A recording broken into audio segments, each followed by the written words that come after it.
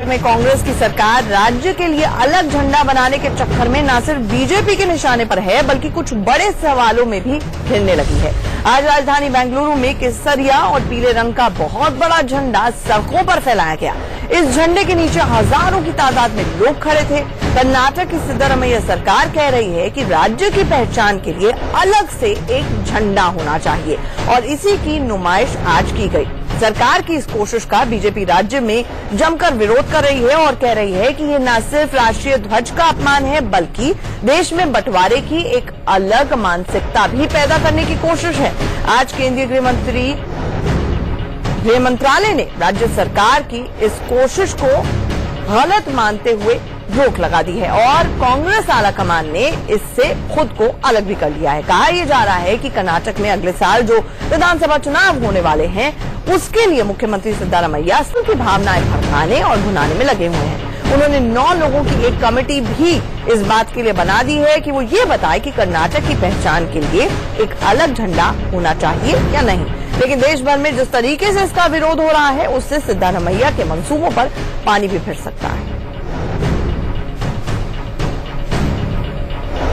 अलग झंडे की मांग पर नेताओं से लेकर संविधान के जानकारों तक का क्या कुछ कहना है, अब वो भी सुन लीजिए।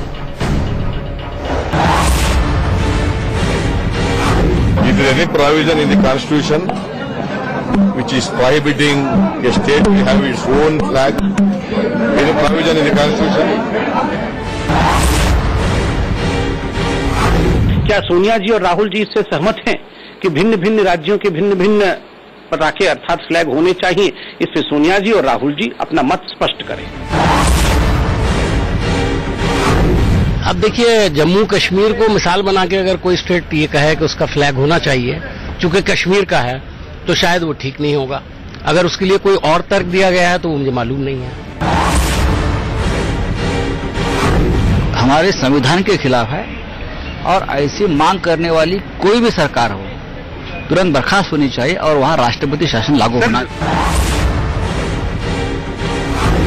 उसमें संविधान में कोई ऐसा पाबंदी नहीं है। अरे चारे स्टेट अपना अलग अलग फ्लैग नहीं कर सकता करके, वैसे तो कोई नहीं है।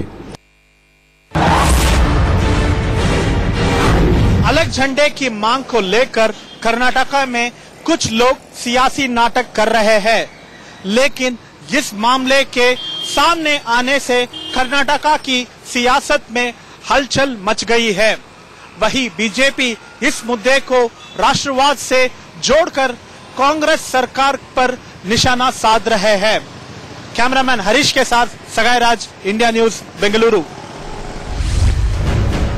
कर्नाटक में विधानसभा चुनाव से पहले भावनात्मक मुद्दों को उछालने का सिलसिला चल पड़ा है। पहले बेंगलुरु मेट्रो में हिंदी विरोध के नाम पर जमकर सियासत की गई और अब अलग झंडे के नाम पर कन्नड़ अस्मिता को हवा देने की कोशिशें हो रही हैं ताकि विधानसभा चुनाव में इसका फायदा उठाया जा सके।